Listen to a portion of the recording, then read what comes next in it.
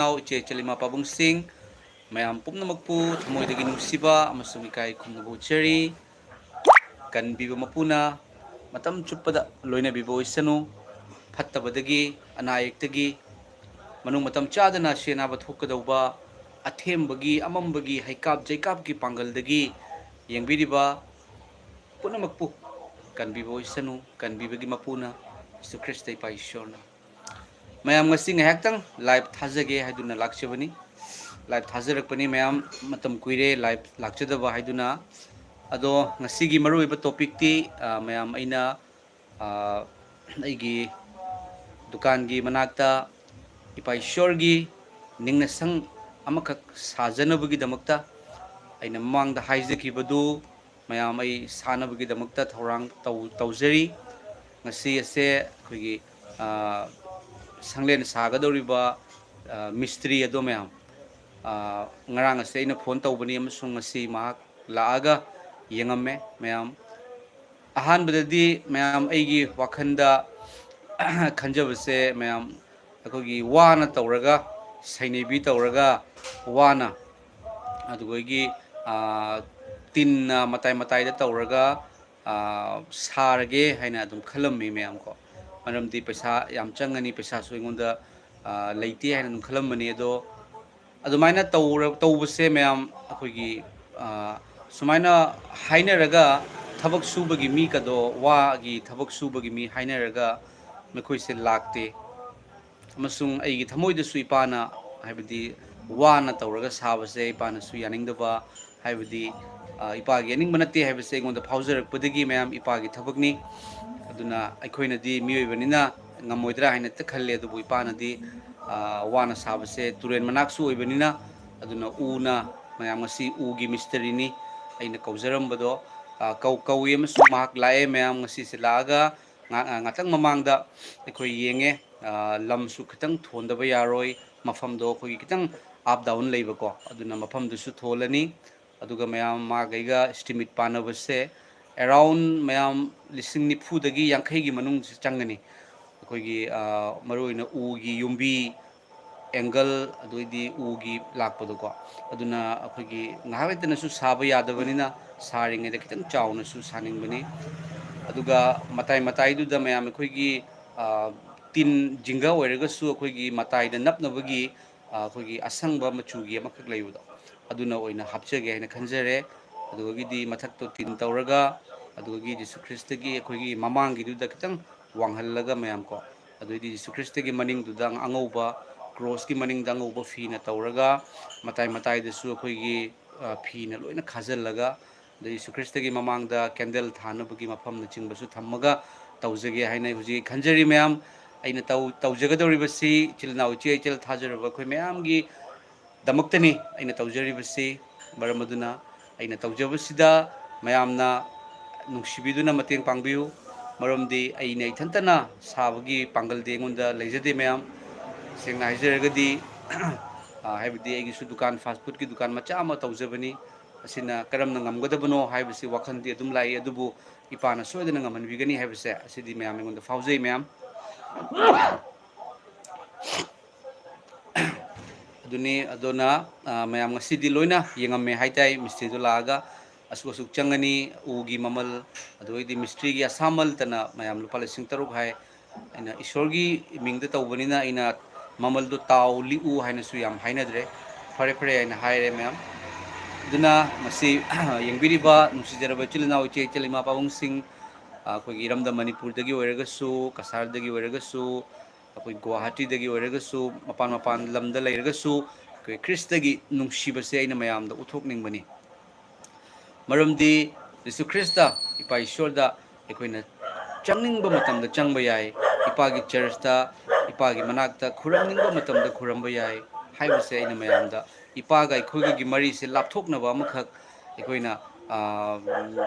Sunday numit khaktangda ekoina chatkadabani churchta haibagi wakhal na chingba laiba aduga mayamai sorok manak su oibanina kanagumba singna thabakta suti haningba mapanda chaningba leiragasu Jesu Christ ipada prayer tawramaga chatpa yanabagi haibadi ipaga mapa machagi mari de khoida pinabibani haiba mari simak aina ipana su ngonda faun bibani mayam ꯑꯩꯈꯣꯏꯒꯤꯗꯃꯛꯇ ꯃꯇꯝ ꯆꯨꯞꯄꯗ ꯈꯨꯠ ꯑꯅꯤ ꯇꯤꯡꯊꯣꯛꯑꯒ ꯂꯩꯕ ꯏꯄꯥꯅꯤ ꯑꯗꯨꯒ ꯃꯌꯥꯝ ꯑꯩꯈꯣꯏꯒꯤ ꯃꯔꯨꯑꯣꯏꯅ ꯑꯅꯥ ꯑꯌꯦꯛ ꯀꯌꯥꯒꯤꯁꯨ ꯑꯩꯉꯣꯟꯗ ꯄ꯭ꯔꯦꯌꯔ ꯇꯧꯕꯤꯌꯨ ꯍꯥꯏꯗꯨꯅ ꯂꯥꯛꯀꯦ ꯍꯥꯏꯗꯨꯅ ꯍꯥꯏꯔꯛꯄ ꯑꯃꯁꯨꯡ ꯂꯥꯛꯄꯁꯨ ꯑꯩꯉꯣꯟꯗꯁꯨ ꯈꯪꯍꯟꯗꯅꯁꯨ ꯂꯥꯛꯄ ꯌꯥꯎꯏ ꯃꯌꯥꯝ ꯗꯨꯀꯥꯟ ꯌꯧꯔꯒ ꯑꯩꯒꯤꯗꯃꯛꯇ ꯄ꯭ꯔꯦꯌꯔ ꯇꯧꯕꯤꯌꯨ ꯑꯩꯈꯣꯏ ꯌꯥꯝ ꯂꯥꯞꯅ ꯂꯥꯛꯄꯅꯤ ꯍꯥꯏꯕꯅꯆꯤꯡꯕꯀꯣ ꯑꯗꯨꯒ ꯑꯩꯈꯣꯏꯅ ꯄ꯭ꯔꯦꯌꯔ ꯇꯧꯕꯒꯤꯁꯨ ꯑꯣꯏꯅ ꯔꯨꯝ ꯑꯃ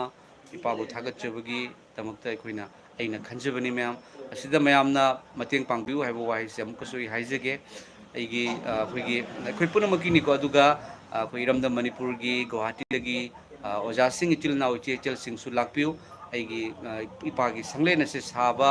ꯂꯣꯏꯔꯕ ꯃꯇꯨꯡꯗ ꯑꯩ ꯃꯌꯥꯝ ꯄꯨꯝꯅꯃꯛꯇꯁꯨ ꯑꯩ ꯏꯟꯚꯥꯏꯠ ꯇꯧꯖꯔꯛꯀꯦ ꯃꯌꯥꯝ ꯂꯥꯛꯄꯤꯌꯨ ꯑꯗꯨꯒ ꯑꯩ ꯑꯁꯤꯒꯤ ꯃꯅꯤꯡꯗꯁꯨ ꯑꯩꯅ ꯑꯩꯈꯣꯏ ꯒꯦꯁꯠ ꯍꯥꯎꯁꯀꯤ ꯃꯑꯣꯡꯗꯀꯣ ꯃꯌꯥꯝ ꯑꯗꯨꯝ ꯑꯩꯈꯣꯏ ꯃꯅꯤꯄꯨꯔꯗꯒꯤꯅꯆꯤꯡꯕ ꯂꯥꯛꯄ ꯇꯥꯔꯒꯗꯤ ꯂꯥꯛꯄꯒ ꯍꯟꯕꯗꯨꯁꯨ ꯅꯨꯡꯉꯥꯏꯇꯦ ꯅꯣꯡꯃ ꯅꯤꯅꯤ ꯂꯩꯕ ꯌꯥꯅꯕꯒꯤꯗꯃꯛꯇ ꯑꯩꯈꯣꯏꯒꯤ ꯋꯥꯁꯔꯨꯝꯅꯆꯤꯡꯕ ꯑꯗꯨꯗꯒꯤꯗꯤ ꯂꯦꯛꯅꯕꯒꯤ ꯃꯐꯝꯅꯆꯤꯡꯕꯁꯨ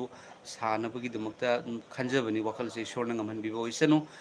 ꯃꯌꯥꯝ ꯑꯗꯨꯅ ꯃꯌꯥꯝꯒꯤ ꯃꯇꯦꯡꯗꯒꯤ ꯑꯣꯏꯒꯗꯧꯕꯅꯤ ꯑꯩ ꯏꯊꯟꯇꯅꯗꯤ ꯉꯝꯃꯣꯏ ꯃꯌꯥꯝ ꯁꯦꯡꯅ ꯍꯥꯏꯔꯒꯗꯤ ꯑꯃꯁꯨꯡ ꯑꯩꯅ ꯇꯧꯖꯒꯗꯧꯕꯁꯦ ꯀꯅꯥꯒꯨꯝꯕ ꯗꯤꯅꯣꯃꯤꯅꯦꯁꯟ ꯍꯥꯏꯕꯗꯤ ꯗꯤꯅꯣꯃꯤꯅꯦꯁꯟꯒꯤ ꯋꯥꯈꯜ ꯂꯩꯖꯗꯦ ꯃꯌꯥꯝ ꯑꯩꯈꯣꯏꯒꯤ ꯀꯟꯕꯤꯌꯨ ꯃꯄꯨ ꯌꯤꯁꯨ ꯈ꯭ꯔꯤꯁꯇ ꯂꯣꯏꯅꯕꯤꯕ ꯃꯄꯨ ꯀꯟꯕꯤꯒꯗꯧꯔꯤꯕ ꯌꯤꯁꯨ ꯈ꯭ꯔꯤꯁꯇ ꯀꯟꯕꯤꯔꯤꯕ ꯏꯄꯥꯒꯤ ꯑꯆꯨꯝꯕꯗꯣ ꯏꯄꯥꯒꯤ ꯃꯤꯡꯗ ꯏꯄꯥꯒꯤ ꯅꯨꯡꯁꯤꯕꯗꯣ ꯃꯌꯥꯝꯅ ꯈꯪꯅꯕꯒꯤꯗꯃꯛꯇ ꯑꯗꯨꯒ ꯏꯄꯥꯒꯤ ꯃꯇꯤꯛ ꯃꯉꯥꯜꯗꯣ ꯇꯥꯏꯕꯪ ꯃꯥꯂꯦꯝꯗ ꯌꯧꯕ ꯌꯥꯅꯕꯒꯤꯗꯃꯛꯇ ꯑꯩꯅ ꯈꯟꯖꯕꯅꯤ ꯃꯔꯝ ꯑꯗꯨꯅ ꯏꯆꯤꯜ ꯏꯅꯥꯎ ꯏꯆꯦ ꯏꯆꯜ ꯏꯃꯥ ꯄꯥꯕꯨꯡꯁꯤꯡ ꯑꯃꯨꯛꯀꯁꯨ ꯍꯥꯏꯖꯒꯦ ꯑꯩꯅ ꯇꯧꯖꯔꯤꯕꯁꯤꯗ ꯍꯧꯖꯤꯛꯀꯤ ꯑꯣꯏꯅꯗꯤ ꯑꯩ ꯀꯔꯝꯅ ꯇꯧꯒꯗꯧꯕꯅꯣ ꯍꯥꯏꯕꯗꯣ ꯐꯥꯏꯅꯥꯟꯁꯤꯌꯦꯜꯒꯤ ꯑꯣꯏꯅꯁꯨ ꯑꯩꯉꯣꯟꯗ ꯃꯌꯥꯝ ꯄꯩꯁꯥ ꯁꯦꯜꯒꯤ ꯑꯣꯏꯅꯁꯨ ꯂꯩꯖꯗꯦ ꯍꯥꯏꯖꯕ ꯇꯥꯏ ꯌꯥꯝꯅ ꯑꯗꯨꯅ ꯃꯌꯥꯝꯅ ꯃꯇꯦꯡ ꯄꯥꯡꯕꯤꯌꯨ ꯑꯩꯒꯤ ꯖꯤꯄꯦ ꯅꯝꯕꯔ ꯃꯌꯥꯝꯗꯁꯨ ꯃꯃꯥꯡꯗ ꯑꯩꯈꯣꯏꯅ ꯑꯋꯥ ꯑꯅꯥ ꯇꯥꯔꯕꯁꯤꯡꯗ ꯃꯇꯦꯡ ꯄꯥꯡꯖꯈꯤꯕ ꯅꯝꯕꯔ ꯑꯗꯨꯅꯤ ꯅꯝꯕꯔꯁꯦ ꯑꯝꯇꯪ ꯍꯥꯏꯗꯣꯛꯆꯔꯝꯒꯦ ꯃꯌꯥꯝꯗ ꯑꯩꯒꯤ ꯖꯤꯄꯦ ꯅꯝꯕꯔꯁꯦ ꯃꯌꯥꯝ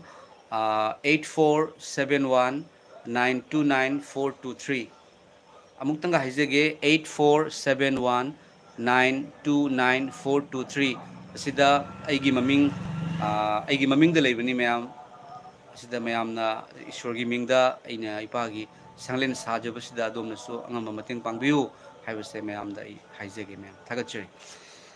ꯃꯌꯥꯝ ꯍꯣꯂꯤ ꯕꯥꯏꯕꯜꯗꯒꯤ ꯏꯁꯣꯔꯒꯤ ꯋꯥꯍꯩ ꯑꯃꯈꯛꯇꯪ ꯄꯥꯊꯣꯛꯆꯔꯛꯀꯦ ꯃꯔꯨꯑꯣꯏꯅ ꯑꯅꯥ ꯑꯌꯦꯛꯁꯤꯡꯒꯤ ꯑꯋꯥ ꯑꯅꯥꯁꯤꯡꯒꯤꯗꯃꯛꯇ ꯑꯩꯈꯣꯏꯅ ꯌꯤꯁꯨ ꯈ꯭ꯔꯤꯁꯇꯅ ꯑꯩꯈꯣꯏꯅ ꯍꯥꯏꯖꯕ ꯑꯩꯈꯣꯏꯅ ꯄ꯭ꯔꯦꯌꯔ ꯇꯧꯖꯕ ꯁꯤꯒꯤ ꯄꯥꯎꯈꯨꯝ ꯄꯤꯕꯤ ꯃꯔꯝꯗꯤ ꯌꯤꯁꯨ ꯈ꯭ꯔꯤꯁꯇꯅ ꯑꯣꯜꯔꯦꯗꯤ ꯃꯍꯥꯛꯅ ꯑꯩꯈꯣꯏꯒꯤꯗꯃꯛꯇ ꯄꯥꯞ ꯀꯣꯛꯄꯤꯅꯕꯒꯤꯗꯃꯛꯇ ꯑꯅꯥꯕ ꯐꯍꯟꯅꯕꯒꯤꯗꯃꯛꯇ ꯂꯝꯕꯤ ꯊꯝꯕꯤꯔꯝꯂꯕꯅꯤ ꯑꯃꯁꯨꯡ ꯑꯅꯥꯕ ꯐꯍꯟꯕꯤꯔꯝꯂꯕꯅꯤ ꯃꯌꯥꯝ ꯃꯇꯧ ꯀꯔꯝꯅ ꯐꯍꯟꯕꯤ ꯑꯗꯣꯝꯗ ꯀꯔꯤꯒꯨꯝꯕ ꯑꯅꯥꯕ ꯐꯥꯎꯔꯛꯄ ꯃꯇꯝꯗ ꯑꯗꯣꯝꯗ ꯑꯅꯥꯕ ꯂꯥꯛꯄ ꯃꯇꯝꯗ ꯑꯗꯣꯝꯅ ꯍꯣꯂꯤ ꯕꯥꯏꯕꯜ ꯍꯥꯡꯗꯣꯛꯄꯤꯔꯕ ꯃꯇꯨꯡꯗ ꯅ꯭ꯌꯨ ꯇꯦꯁꯇꯥꯃꯦꯟꯗꯒꯤ ꯃꯌꯥꯝ ꯑꯍꯥꯟꯕ ꯐꯥꯔꯁꯠ ꯄꯤꯇꯔ ꯍꯥꯡꯗꯣꯛꯄꯤꯔꯣ ꯐꯥꯔꯁꯠ ꯄꯤꯇꯔꯒꯤ ꯄꯟꯗꯨꯞ 2ꯒꯤ ꯄꯗ 14 ꯑꯃꯁꯨꯡ 15ꯗꯣ ꯑꯗꯣꯝ ꯄꯥꯕꯤꯌꯨ ꯄꯥꯔꯒ ꯍꯥꯏꯖꯕꯒ ꯂꯣꯏꯅꯅ ꯄꯥꯕꯤꯔꯣ ꯑꯗꯨꯒꯤ ꯃꯇꯨꯡꯗ ꯑꯗꯣꯝꯅ ꯆꯤꯟ ꯊꯣꯛꯅ ꯍꯥꯏꯕꯤꯌꯨ ꯑꯩ ꯑꯍꯥꯟꯕꯗ ꯄꯥꯊꯣꯛꯆꯔꯛꯀꯦ ꯑꯁꯨꯝꯅ ꯍꯥꯏ ꯑꯍꯥꯟꯕ ꯄꯤꯇꯔ ꯄꯟꯗꯨꯞ 2ꯒꯤ ꯄꯗ 14ꯗꯒꯤ 15 ꯄꯥꯞꯂꯣꯝꯗ ꯁꯤꯔꯗꯨꯅ ꯑꯩꯈꯣꯏꯅ ꯙꯔꯃ ꯆꯦꯟꯕꯔꯣꯝꯗ ꯍꯤꯡꯅꯕ ꯎꯊꯛꯇ ꯃꯁꯥꯃꯛꯀꯤ ꯍꯛꯆꯥꯡꯗ ꯃꯁꯥꯃꯛꯅ ꯑꯩꯈꯣꯏꯒꯤ ꯄꯥꯞ ꯄꯨꯕꯤꯈꯤ ꯃꯍꯥꯛꯀꯤ ꯆꯩꯐꯝꯅ ꯑꯩꯈꯣꯏ ꯅꯥꯕ ꯐꯍꯟꯕꯤꯔꯦ ꯌꯦꯡꯕꯤꯌꯨꯁꯦ ꯑꯁꯤꯒꯤ ꯋꯥꯍꯩꯁꯤꯗ ꯑꯁꯨꯛꯀꯤ ꯃꯇꯤꯛ ꯄꯥꯡꯒꯜ ꯀꯟꯕꯅꯤ ꯃꯌꯥꯝ ꯑꯁꯨꯛꯀꯤ ꯃꯇꯤꯛ ꯄꯥꯋꯔꯐꯨꯜ ꯑꯣꯏ ꯃꯍꯥꯛꯀꯤ ꯆꯩꯐꯝꯅ ꯑꯩꯈꯣꯏ ꯅꯥꯕ ꯐꯍꯟꯕꯤꯔꯦ ꯑꯣꯜꯔꯦꯗꯤ ꯐꯍꯟꯕꯤꯈ꯭ꯔꯕꯅꯤ ꯃꯌꯥꯝ ꯃꯔꯝꯗꯤ ꯑꯩꯈꯣꯏ ꯂꯃꯨꯛꯅꯔꯤꯕ ꯌꯥꯎꯒꯨꯝ ꯑꯣꯏꯔꯝꯃꯤ ꯑꯗꯨꯕꯨ ꯍꯧꯖꯤꯛꯇꯤ ꯑꯩꯈꯣꯏ ꯌꯥꯎ ꯁꯦꯟꯕ ꯃꯄꯨꯗ ꯑꯃꯁꯨꯡ ꯑꯩꯈꯣꯏꯒꯤ ꯊꯋꯥꯏꯕꯨ ꯌꯦꯡꯁꯤꯟꯕꯤꯕ ꯃꯄꯨꯗ ꯍꯜꯂꯛꯂꯦ ꯃꯌꯥꯝ ꯄꯥꯞꯂꯣꯝꯗ ꯁꯤꯔꯗꯨꯅ ꯑꯩꯈꯣꯏꯅ ꯙꯔꯃ ꯆꯦꯟꯕꯔꯣꯝꯗ ꯍꯤꯡꯅꯕ ꯑꯩꯈꯣꯏꯅ ꯌꯤꯁꯨ ꯈ꯭ꯔꯤꯁꯇ ꯊꯥꯖꯔꯛꯄ ꯃꯇꯝꯗ ꯄꯥꯞꯂꯣꯝꯗ ꯌꯤꯁꯨꯅ ꯁꯤꯈꯤꯕꯗꯨꯒꯤ ꯃꯔꯝꯅ ꯑꯩꯈꯣꯏꯁꯦ ꯌꯤꯁꯨꯅ ꯄꯥꯞ ꯂꯧꯕꯤꯈꯤꯕ ꯑꯃꯁꯨꯡ ꯍꯤꯡꯒꯠꯈꯤꯕꯗꯨ ꯊꯥꯖꯕꯒꯤ ꯃꯔꯝꯅ ꯄꯥꯞꯂꯣꯝꯗ ꯑꯩꯈꯣꯏ ꯁꯤꯔꯦ ꯑꯗꯨꯒ ꯑꯩꯈꯣꯏꯅ ꯍꯤꯡꯖꯔꯤꯕꯁꯤ ꯙꯔꯃ ꯆꯦꯟꯕꯔꯣꯝꯗ ꯑꯩꯈꯣꯏꯅ ꯍꯣꯠꯅꯔꯒ ꯐꯪꯕ ꯙꯔꯃ ꯅꯠꯇꯕ ꯙꯔꯃ ꯆꯦꯟꯕ ꯅꯠꯇꯕ ꯖꯤꯁꯨꯅ ꯍꯤꯡꯒꯠꯄꯗꯒꯤ ꯂꯥꯛꯄ ꯙꯔꯃ ꯆꯦꯟꯕ ꯑꯗꯨꯗ ꯑꯩꯈꯣꯏꯅ ꯍꯤꯡꯅꯕ ꯎꯊꯛꯇ ꯍꯥꯏꯕꯗꯤ ꯀꯥꯜꯚꯥꯔꯤꯒꯤ ꯀ꯭ꯔꯣꯁꯇ ꯃꯍꯥꯛ ꯃꯁꯥꯃꯛꯀꯤ ꯍꯛꯆꯥꯡꯗ ꯃꯁꯥꯃꯛꯅ ꯑꯩꯈꯣꯏꯒꯤ ꯄꯥꯞ ꯄꯨꯕꯤꯈꯤ ꯍꯥꯏꯕꯗꯤ ꯖꯤꯁꯨꯒꯤ ꯍꯛꯆꯥꯡꯗ ꯇꯥꯈꯤꯕ ꯗꯥꯛꯐꯝꯗꯣ ꯃꯍꯥꯛ ꯃꯁꯥꯅ ꯇꯥꯍꯟꯕꯅꯤ ꯃꯥꯒꯤ ꯍꯛꯆꯥꯡꯗꯒꯤ ꯇꯥꯈꯤꯕ ꯏꯗꯣ ꯃꯍꯥꯛ ꯃꯁꯥꯅ ꯇꯥꯍꯟꯕꯅꯤ ꯃꯔꯝꯗꯤ ꯃꯗꯨꯅ ꯑꯩꯈꯣꯏꯒꯤ ꯄꯥꯞ ꯀꯣꯛꯄꯤꯅꯕ ꯑꯃꯁꯨꯡ ꯑꯩꯈꯣꯏꯒꯤ ꯑꯅꯥꯕ ꯐꯍꯟꯕꯤꯅꯕꯒꯤꯗꯃꯛꯇ ꯑꯩꯈꯣꯏꯒꯤ ꯄꯥꯞ ꯄꯨꯕꯤꯈꯤ ꯃꯍꯥꯛꯀꯤ ꯆꯩꯐꯝꯅ ꯑꯩꯈꯣꯏ ꯅꯥꯕ ꯐꯔꯦ ꯍꯥꯏꯔꯤꯕ ꯕꯥꯏꯕꯜꯒꯤ ꯋꯥꯍꯩꯁꯦ ꯑꯗꯣꯝꯒꯤ ꯍꯛꯆꯥꯡꯗ ꯑꯅꯥ ꯑꯌꯦꯛ ꯂꯥꯛꯄ ꯇꯥꯔꯒꯗꯤ ꯑꯁꯤ ꯍꯥꯏꯕꯤꯌꯨ ꯃꯁꯤ ꯏꯗꯨꯅ ꯂꯩ ꯍꯥꯏꯅ ꯃꯁꯤ ꯏꯗꯨꯅ ꯂꯩ ꯏꯁꯣꯔꯒꯤ ꯋꯥꯍꯩꯗ ꯃꯁꯤ ꯏꯗꯨꯅ ꯂꯩ ꯃꯗꯨꯗꯤ ꯃꯍꯥꯛ ꯃꯁꯥꯃꯛꯅ ꯑꯩꯈꯣꯏꯒꯤ ꯃꯍꯥꯛꯀꯤ ꯆꯩꯐꯝꯅ ꯑꯩꯈꯣꯏ ꯅꯥꯕ ꯐꯍꯟꯕꯤꯔꯦ ꯄꯥꯞꯂꯣꯝꯗ ꯁꯤꯔꯗꯨꯅ ꯑꯩꯈꯣꯏꯅ ꯙꯔꯃ ꯆꯦꯟꯕꯔꯣꯝꯗ ꯍꯤꯡꯅꯕ ꯎꯊꯛꯇ ꯃꯁꯥꯃꯛꯀꯤ ꯍꯛꯆꯥꯡꯅ ꯑꯩꯈꯣꯏꯒꯤ ꯄꯥꯞ ꯄꯨꯕꯤꯈꯤ ꯃꯁꯤꯒꯤ ꯕꯥꯏꯕꯜꯒꯤ ꯚꯔꯁꯁꯦ ꯑꯗꯨꯝ ꯌꯥꯔꯒꯗꯤ ꯆꯤꯟꯐꯥ ꯄꯨꯕꯤꯌꯨ बाइबल की वर्स है ईश्वर की वही से चिंफा पुबियु पाप अदोम अनाब फौरप तारगदी को अकीब लाप अदोम अमब चटपगी मथौ तारे है खनबीरो अकीब लाए अना एक पाप लोम सिरदुना असे अदोम चिंफा पुबियु को तुम मिट उसलगसु हाइबंगमनबगीदमक्ता पाप लोम सिरदुना अखोइना धर्म चेनबरोम हिंगनब उथक्ता मसामकी हक्चांग मसामकना अखोइगी असोनबसिंग अखोइगी पाप पुबिखी अदुगा महक्की चैफमना नैखोइ नाब फरे नैखोइ हारिबसे अदोम अमसुंग अइंगोंदनी हारिबसे मसी इदुना लई फत्तबगी पांगल नाहक जिसुगी इना जिसुगी हक्चांग ताखिबा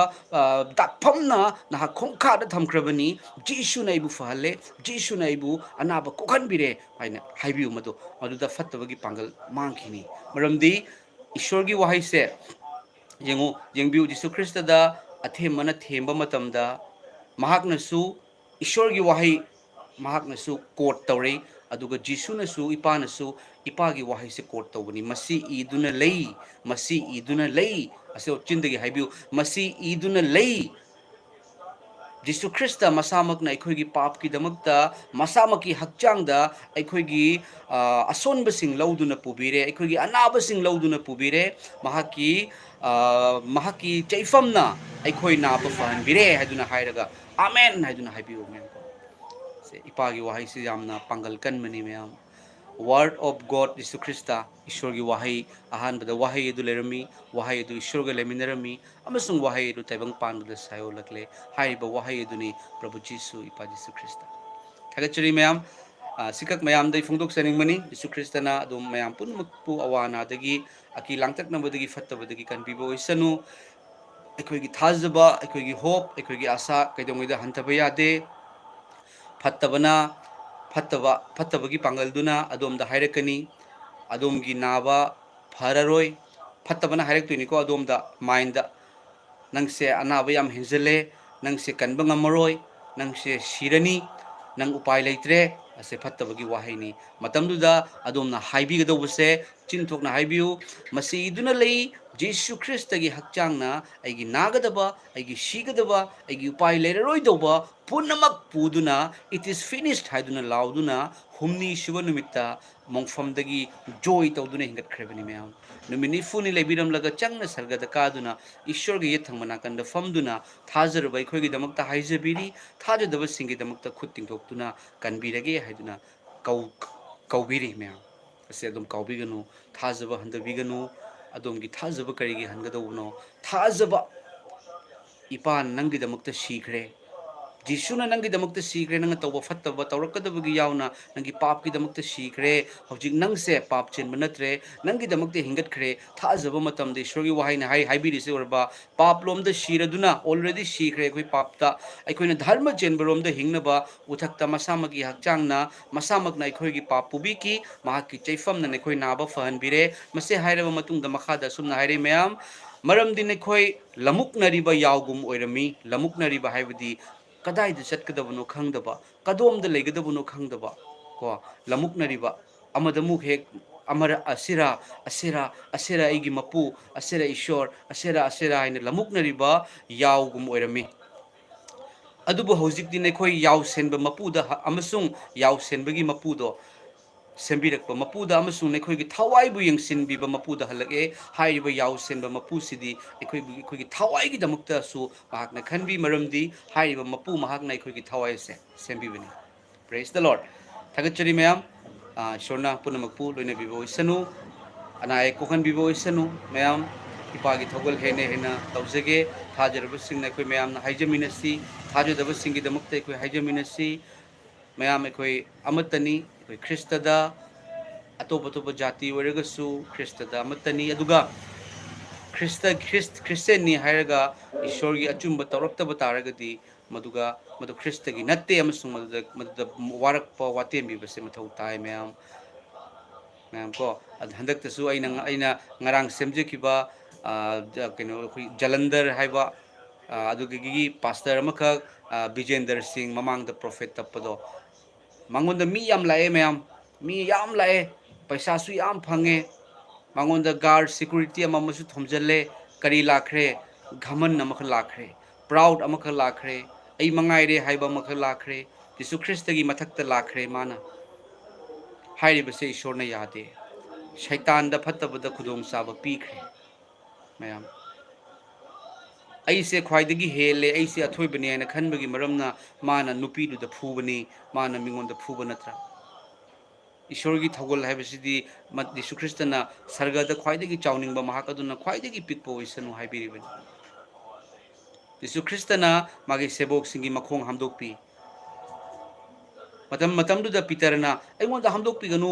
अइना नंग नेगी खोंग हमदोकपीबा मतिक चादे यीशु ख्रिस्तना करी हाय हौजिकती असिगुमना यारो जिसुना मागी सेबोक पापी सिंगी मखोंग हमदोकपीबगी मरमदी अखोइना अखोइदगी मियोइबा पुमनमकपु अमसुंग अखोइदगी हंथबा ओइरगसु लाइरबा ओइरगसु लेतबा ओइरगसु मखोइबु नुंसिबियु हाइबनी मैम ईश्वरना पापी सिंगी मखोंग हमदोकपीबा तारगदी अखोइनदी करी तौगनी असेगी ईश्वरना असे अखोइना ताकपीरमनी मैम असे तौमिनसी नुंसिबा यीशु ख्रिस्टनी मैम थागचरी मसिका फुंदोक्सगे थागचरी मैम कमेंट तौबिरक चिलना इचे चिलिमा पाबुंग सिंह अदुगा रोइबदा अमुकसु हाइजरमगे मैम अइना हौजिक इपा ईश्वरगी संगलेन अमा साजगदौरिबसी इपा नेंगोंदा फावन बिरकपदगिनी अइना साजगदौबसिदा अमाउंट याम चाउना चंगी मैम लिसिंग निफुदगी यांखैगी अमाउंट नि अदो अखोइ मैमना पुल्लगदी ngamgani हाइबसे अइगी थाजबनी मैम अदुना मैम सिंगना अइना तौजरिबा थौगलसिदा अखोइ पुनमकी थौगलनिसिदा मतेंग पांगबिबो अइना मैमनसु मतेंग पांगबिउ हाइबसे अइ हाइजगे अदुगा हेक साबा लोइबदा मैम पुनमक्ता अइना इनवाइट तौजरके मैमसु लाक्पिउ अदुगा इपाबु पुल्लगा थागतमिनसी मरमदि हौजि अखोइगी मणिपुरदा आसामदा तोंगान तोंगान मफमदा लेरिबो इचिलनाउ इचे इचलिमा पाबुंग सिंह अयाम्बा सखंगनदबा ngakतनी अदुबु इपाना थमोइगी मरी लैनहनबिबनी अखोइ पुन्ना sak unana ekoi amana amagi damakta haijaminnasi aduga adum kaubiganu adumgi prayer punamakta iramda manipur gi damakta haijabiu adomna kanaguma amada shauningba mirai biba lebiganu adomda sauba yengthiba magi damakta su haijabiu maduni nu christianity nu shiba haibise ko mayam thagachari ishorna punamak puloina bibo isanu mayam thagachari amatungda pishorgi afaba paw amaga loinana ai laksage ngasi kugi ningna sang sagadobagi साबगी मी मिस्त्री दुसु ma'am लाए कौरे अदुगाई मागा चे कोलम पायरगा उ असुक चंगबा अदुई तिन असुक चंगबा मताईगी असुक चंगबा मफम दुसु मखादो लेबाक थोनबना चिंगबा याम एस्टिमेट लोइना पानारे मैम थागचरी मैम सिंग सोदना मतेंग पांगबिरकनी हाइबसेगी थाजबनी पाइशोरना लोइना बिदुना अइना त खंजरिबा आशा से ड्रीम से सोदना थुंगन बिगनी अदुगा जीसु कनानो हाइबसे खंगबो वेरसनो तेबंग मालेम मागती खाइदोप लाप नते पुनसन लापनी मराल सीब लाप नते मराल लौथोखिबा मराल लौथोकपीख्रबा मराल अदो नंगसे